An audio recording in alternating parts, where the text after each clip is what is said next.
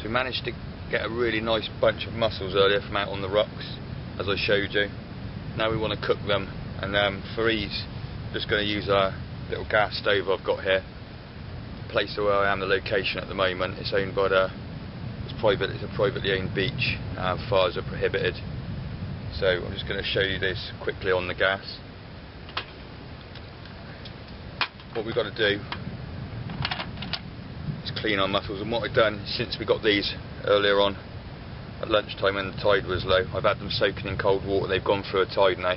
The tide's just in high now, so hopefully they've opened up and spat out some of their salt water, but that's not a problem to us anyway, because we're going to just put them in a tiny little bit of waters in the bottom of the pan. Just going to let them steam open. I've got a bunch of wild spinach here as well that I've collected, grows all along the back of the beach there, and we're going to put the wild spinach on top of the mussels and just let the spinach steam in the juice or the water that comes out from the mussels, and then we'll pour the liquid away and we'll have steamed spinach and mussels for supper. So what we want to do is, when we were pulling the mussels off earlier, you could see they were attached to the rock quite firmly, so by this little sort of hairy part here, which is called a beard. I'll just bring that in so you can see it. This is what they call the beard here, and what we need to do is just get that and give it a good pull and tug it side to side. Just prod as many of those hairs out as we can. They don't taste so great. Next thing we want to do is just check the shell, see if there's any barnacles or loose bits of seaweed or loose bits of debris and sand or shell or anything. If there is any barnacles on there, or some weed stuck on that, which we might not, if we were going to put a sauce with it, we wouldn't want to come into it.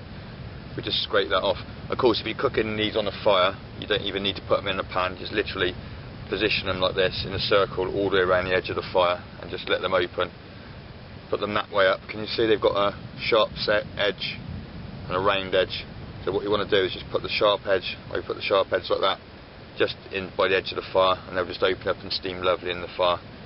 So we're just going to go through them now and just check them.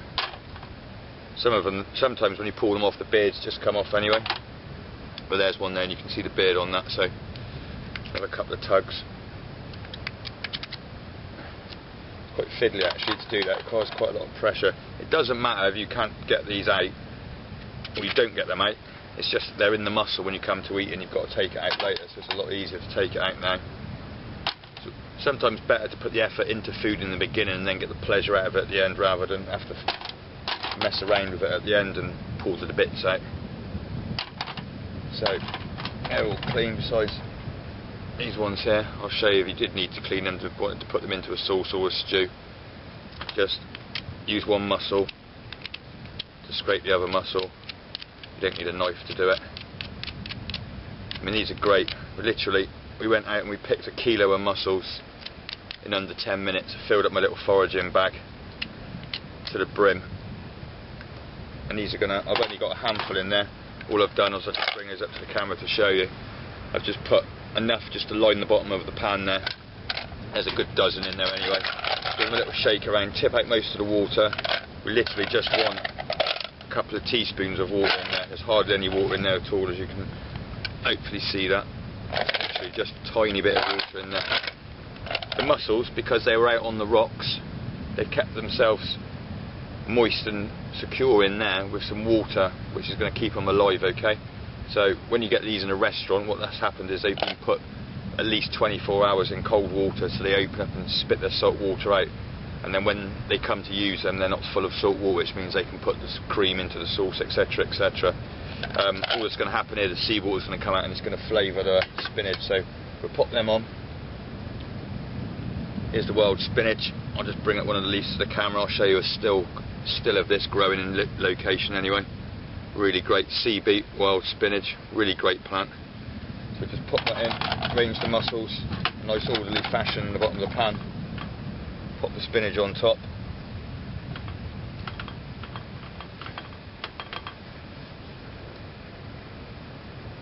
So the spinach is just left on top of the mussels, and we're going to let them just steam in its own juice, as I said. So we just flick on the gas.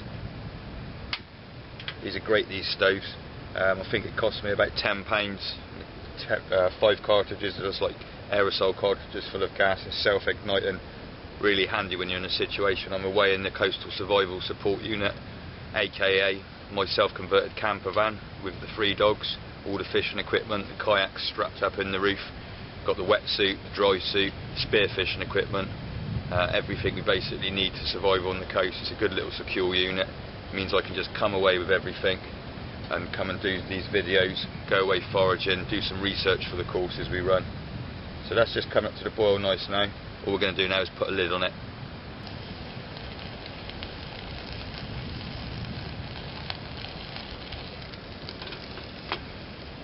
Here we go, pop the lid on. It's actually a bowl. I'm going to leave that in there for about 10 minutes. I'm just going to turn the heat down a tiny bit.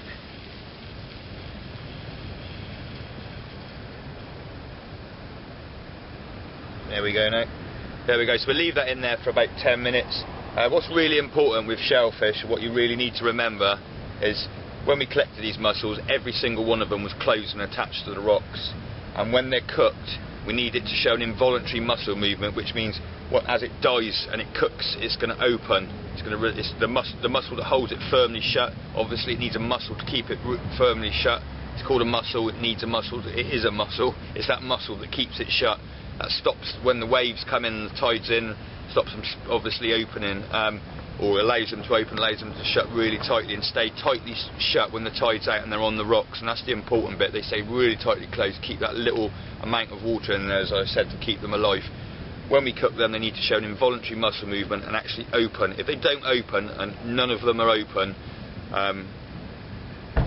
you could presume they were all dead, all poisoned. Very rare that ever happens. What normally happens is you cook a dozen, maybe one won't open, and it doesn't matter how hungry you are, if it doesn't open, don't force that one open and eat it. Make sure you discard that one. So we're going to leave that on there for 10 minutes now, and we'll come back to it in a second.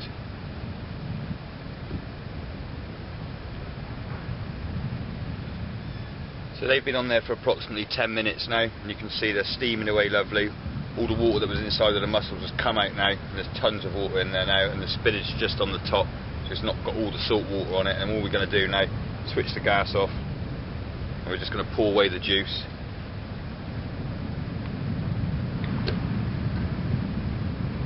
Steady as we go. You've got to be really careful of steam, obviously. Just let that juice come out now. There we go. So now we should, with my chef's hands, be careful when you do this. This is extremely hot. Unfortunately, working for too many years as a chef, I've managed to burn most of the nerves out of my fingertips. So there we go. They should have opened lovely now. And there we go. Opened perfectly. You can see. All we need to do now. You can see what I mean about how they've opened. They've all opened the same way. So they're still closed on the sharp edge, and they've opened from the flat side. There you go. And that's where if you stand them in a fire, or along some hot ashes or on some coals, you stand them in the sharp edge, they'll open up that way, and they won't fill up with ash and debris and what have you. One thing I should mention is, or a couple of things I should mention about actually cooking mussels and eating mussels, is if you don't actually put them on the fire, remember they're full of water, it'll actually put your fire out if you put them on a grill or something on top of your fire.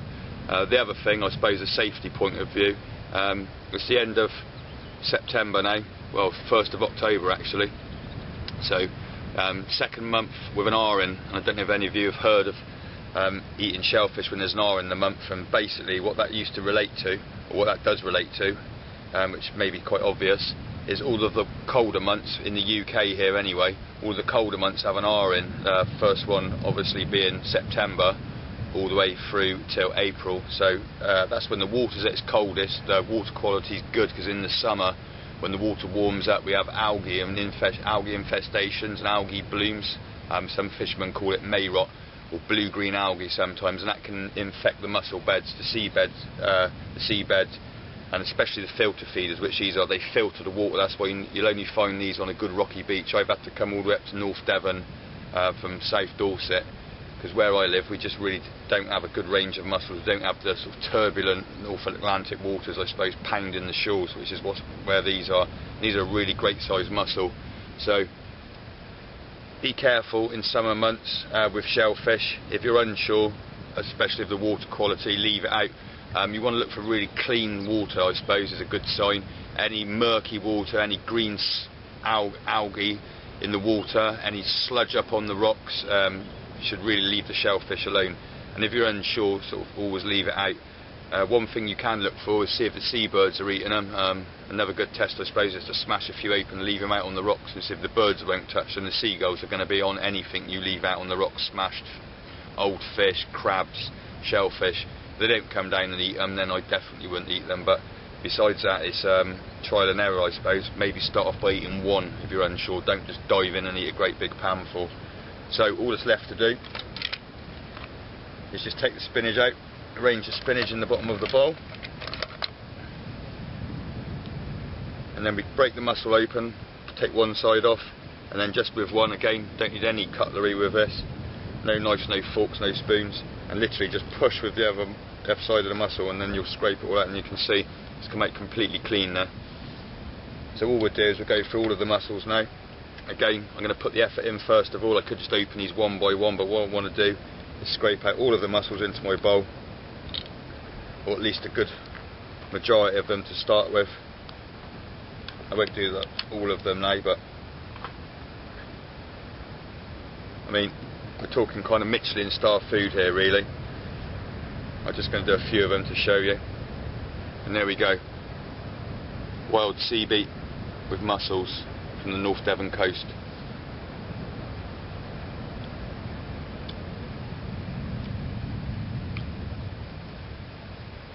If food gets any better than that, please let me know. Thanks for watching, I hope you've enjoyed it. See you soon.